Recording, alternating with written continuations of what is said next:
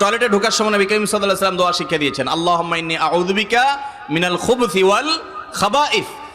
দুষ্ট জিন, নোংরা জিন যেগুলো টয়লেটে থাকে, এদের প্রভাব মানুষের উপরে থাকে, এগুলা থেকে শুরুতে দোয়া পড়ে যদি আপনি প্রবেশ করেন, ইনশাআল্লাহ আল্লাহ তাআলা আপনাকে পরিপূর্ণ প্রোটেক্ট রাখবেন, পরিপূর্ণ সেভে রাখবেন, নিরাপদে রাখবেন।